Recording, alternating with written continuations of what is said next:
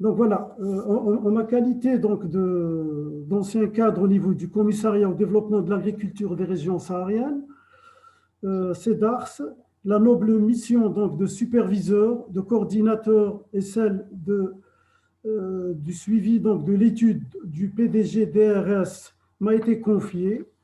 Mon intervention donc, consiste aujourd'hui à rappeler l'importance de cette étude du PDG DRS menée dans le cadre d'un prêt de la Banque mondiale entre l'année 96 et 2000. Cela fait 20 ans et la nécessité donc de sa réactualisation. Donc, je commence par l'objectif principal de l'étude qui est de concevoir un modèle intégré et harmonieux de développement économique des régions sahariennes qui est basé sur l'agriculture, qui repose sur une utilisation et une gestion rationnelle des ressources en eau et qui vise à améliorer les conditions socio-économiques et environnementales dans le cadre d'une intégration à l'économie nationale. Conçu comme un projet durable avec une optimisation dans le temps, les principaux enjeux donc, de ce plan étaient l'obtention d'une meilleure connaissance de la région naturelle, j'en parlerai tout à l'heure, l'évaluation de la situation socio-économique, la proposition d'une vision dynamique des ressources en eau, l'élaboration d'une nouvelle conception de l'agriculture en milieu saharien et la création d'un instrument d'observation, de contrôle, de gestion et d'analyse prospective. La stratégie de ce plan donc, est de favoriser le développement économique régional, c'est-à-dire de s'approvisionner au maximum dans la région, d'y développer des activités d'aval et de rechercher des débouchés à la production finale dans la région, le reste du pays et à l'étranger, si la compétitivité, bien sûr, le permet. Les programmes d'action sont conçus de façon à avoir un effet structurant sur le développement économique en s'appuyant sur une modélisation. La question qu'on se pose, ce plan a été conçu pour qui? Et donc le but visé est de doter le CEDARS d'un outil de suivi, de pilotage et d'aide à la décision pour lui permettre d'accomplir durablement et efficacement la mission qui est la sienne dans le développement agricole des régions sahariennes. Le CEDARS et les autres opérateurs concernés devaient donc s'approprier cet outil de connaissance, de planification et de pilotage et l'utiliser tout en l'améliorant par l'introduction de données récentes fiables. Pour réaliser l'étude, nous avons procédé, donc, je me rappelle, à un zonage, et le Sahara, donc le zonage a été fait donc, en 14 régions naturelles qui ne coïncident pas forcément avec le découpage administratif des wilayats et qui couvrent 174 communes.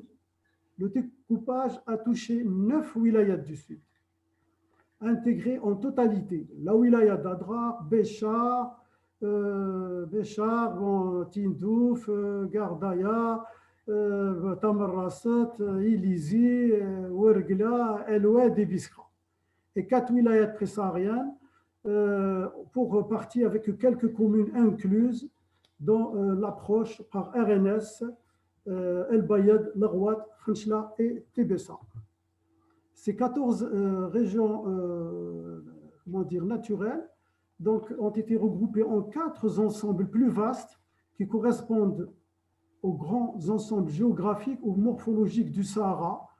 Donc, il y a c'est-à-dire on voit le bas Sahara au Sahara oriental, donc à l'ouest, la dorsale mozabite en bleu, le bassin de la Sahara et le Sahara occidental, donc ce qui est en marron, et ce qui est donc en gris, là, bon, c'est le Sahara central. Donc, au niveau donc, des sous-ensembles, on a regroupé les RNS en sous-ensembles géographiques. Si on prend le bas Sahara ou Sahara central, les RNS donc, sont les Iban, le Souf, Ouadrif et Ouergla. Et on a les wilayats, bien sûr, administratifs. La même chose pour le sous-ensemble géographique, la dorsale mozabite, il y a le Mzab et le pays des Daya. Et on retrouve aussi les wilayats concernés, soit en totalité, soit en partie. La même chose pour le bassin de la Saoura et le Sahara occidental. La Saoura, la RNS de la Saoura, Tindouf, les piémonts d'Exour, le Gourara et le Touat. Et la même chose aussi pour le Sahara central, où on retrouve les RNS du Hogar, du Tassili, des Adjers et le Tidikit. Voilà. Donc là, je continue. Donc la méthode de modélisation proposée a consisté, donc à présent, donc à avoir effectué le zonage pour ces 14 régions naturelles, donc les travaux de modélisation hydrogéologique. Pour ce qui est de la modélisation hydrogéologique, donc il y a une actualisation et la création d'un nouveau modèle, une modélisation économique qui ont été lancées. Donc la méthode de modélisation proposée a consisté à construire un système composé de modules, la démographie, le système alimentaire, la production végétale, animale, le niveau d'exploitation des ressources en eau, le revenu des ménages, en interaction dans le cadre de contraintes identifiables et mesurables. Il y a eu l'instrumentalisation des modèles économiques, donc il n'est pas possible qu'après avoir acquis les résultats en provenance des modèles hydrauliques de l'ANRH. De ce fait, la construction des deux modèles hydrogéologiques et socio-économiques s'est opérée en parallèle. Pour ce qui est des ressources en eau superficielles, bien que non négligeables, et s'écoulant vers des bassins endoréiques, ils n'ont pas été modélisés car sujettes à des aléas pluviométriques forts. Quant aux eaux souterraines, dans un premier temps, il s'est agi d'actualiser les études précédentes. Donc, c'est l'étude ERES, PNUD, UNESCO 70-72, puis celle du RAB 80, avec les problèmes de gestion, de planification et de suivi des ressources. Ensuite, il y a eu un nouveau modèle qui a été établi par l'École des mines de Paris, base des données piézométriques de l'ANRH, et c'est ce nouveau modèle qui a été conçu en tant qu'outil de simulation, outil de calcul et d'évolution des aquifères fossiles, le CI et le CT, et qui doit prévoir les conséquences de l'exploitation future des ressources en eau. Ça, c'était en l'an 2000. Nous savons tous que le CT et le CI s'étendent et sont exploités au-delà des frontières algériennes. Les données tunisiennes et libyennes sont importantes pour effectuer des simulations de prélèvement sur le modèle et en mesurer les impacts. Le plus important, c'est le suivi, année par année, des niveaux actuels et historiques des prélèvements, de disposer des données précises et récentes sur la piézométrie, la salinité, les volumes prélevés par pays qui sont introduits dans la modélisation. On ne saurait trop insister sur la nécessité d'un suivi rigoureux de la piézométrie et des volumes d'exor. Pourquoi? Ça va nous permettre donc de recaler le modèle et de vérifier certaines hypothèses adoptées comme le coefficient d'emmagasinement dans les strates géologiques, la circulation de l'eau dans les nappes, transmissivité et les conditions aux limites. Le modèle socio-économique est parti d'enquêtes de consommation en région saharienne pour définir les besoins alimentaires et les systèmes de production pour y répondre. Les coûts d'investissement pour l'État et pour les acteurs privés ont été évalués dans chaque scénario, ainsi que la définition des paramètres technico-économiques des cultures actuelles et dans le futur et des systèmes de production agricole.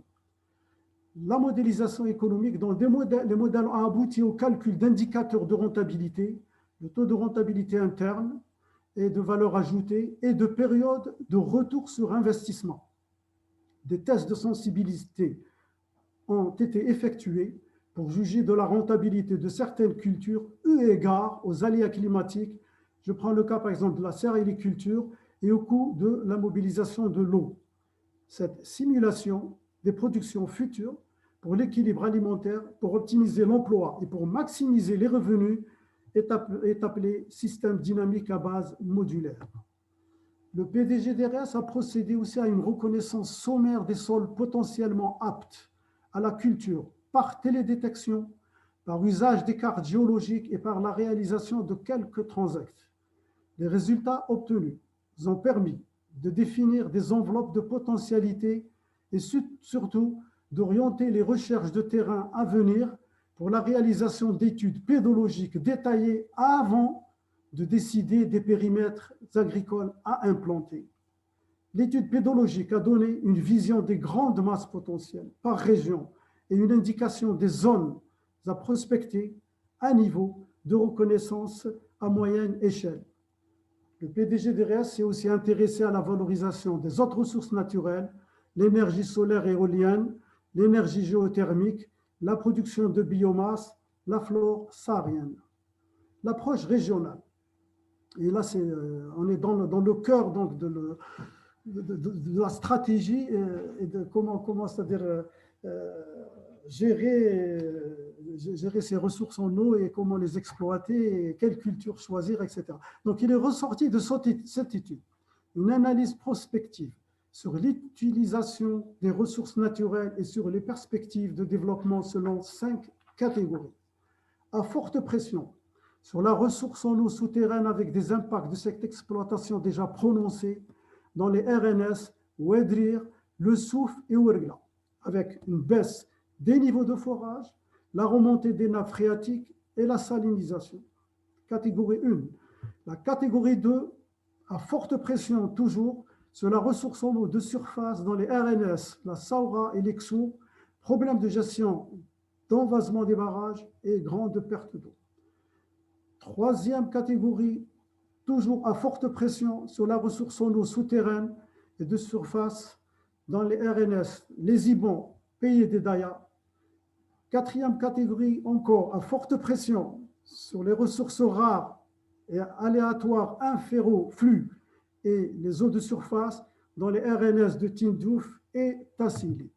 Enfin, à faible pression, donc les 4 autres catégories, elles sont à forte pression. La seule où il y a une faible pression sur les ressources en eau et sol et où un potentiel de développement de nouveaux périmètres irrigués est envisageable, tout en évaluant les contraintes, les potentialités et les risques liés à la connaissance d'autres paramètres, c'est la bordure du plateau du Tadmaït, à savoir la région naturelle saharienne du Touat, le Gourara, le Tidikelt et le Mzab. En tant qu'outil de planification régionale et d'aide à la décision dans la formulation des politiques de développement au Sahara, ce plan a proposé plusieurs stratégies durables. La première, on l'a évoqué déjà plusieurs fois, c'est la valorisation de l'existant, du potentiel existant. La seconde, c'est la maîtrise des risques et des performances des systèmes agricoles. La troisième, c'est optimiser d'un point de vue économique et hydraulique. La quatrième, c'est ouvrir l'éventail à des cultures non présentes au Sahara. Le PDG-DRS a été conçu comme un outil évolutif et interactif qui doit permettre une remise à jour permanente des données et le réexamen périodique des interprétations. Les maîtres mots étaient rigueur de collecte et analyse critique des données avant de les rentrer dans les modèles, transparence dans l'analyse de l'information et la diffusion des résultats, mise en place d'un système de suivi, évaluation. Le produit final, appelé badge, composé d'un assemblage de différentes bases de données agro, socio, économiques, pédologiques, hydrologiques, hydrogéologiques, a été livré au CEDARS à la fin de l'étude en 2000. Et cette banque de données, elle a été conçue pour permettre de faire le suivi pluriannuel du développement dans les différentes régions sahariennes. Parallèlement à cette banque de données, une bibliothèque du Sahara était prévue avec une gestion informatisée des documents, études, archives et autres. Que reste-t-il de cette démarche? Besoin de transparence sur la pisométrie, l'utilisation du modèle hydrogéologique, la publication de résultats. L'actualisation du plan du PDG-DRS, après 20 ans, elle va permettre de situer le moment présent, l'état des lieux actuels. Elle va le comparer à la vision initiale, l'état de référence avait 20 ans, et aider à la décision pour les choix à opérer. Va-t-on continuer éternellement à s'opposer, la question du développement agricole du Sahara, alors qu'un plan dûment étudié a été proposé en 2000 et qu'on n'arrive pas à savoir s'il a été mis en œuvre. Comment peut-on parler de développement des oasis alors qu'on ne connaît pas l'état actuel de ces oasis qui devraient être comparées à la situation de référence en 2000, alors que nous sommes en 2020? En effet, le développement futur du Sahara doit être conçu comme une démarche maîtrisée et non comme issue de décisions aléatoires revenant d'opportunismes divers.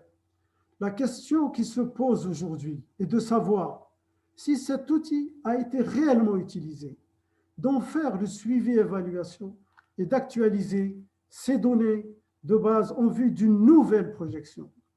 L'occasion est venue en 2020 pour y introduire de nouvelles contraintes comme le changement climatique, les contraintes budgétaires liées au marché pétrolier et le chômage des jeunes, la souveraineté alimentaire.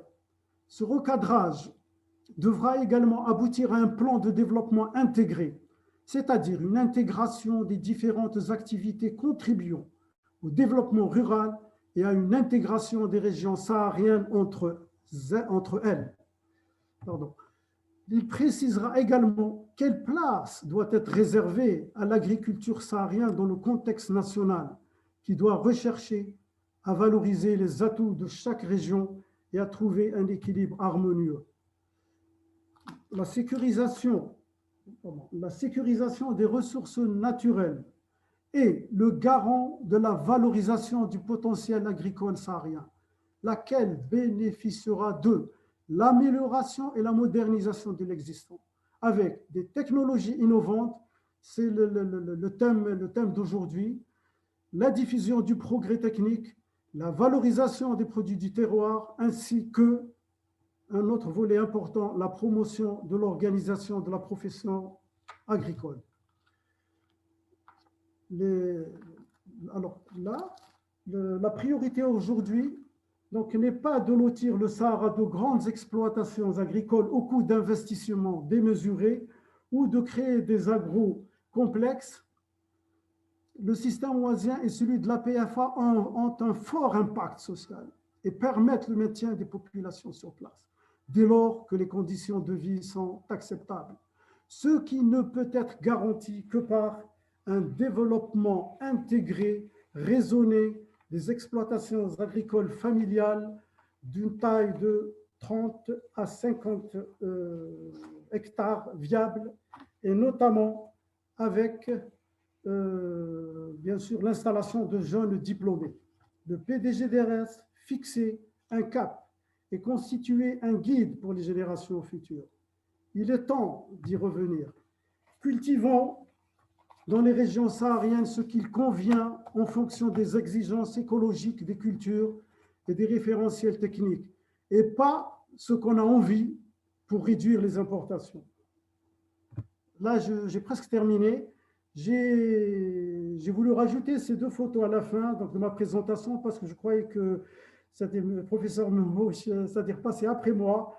Donc là, quand on voit cette photo, celle-là, je retourne à celle-ci par rapport à l'eau, la méthode d'irrigation, le gaspillage, la nature du sol, celle-ci, la même chose, le débit d'eau qui sort, la quantité qui sort par rapport à la canalisation, l'eau qui 70% qui est évaporée et 30% qui est infiltrée. Donc, où sont la question que je pose, où sont les vulgarisateurs, où sont, etc. Donc là, je vous remercie de l'attention portée à mon intervention et je m'excuse pour le petit désagrément et pour le... Voilà, et je reste à votre écoute s'il y a des questions maintenant ou après. Merci.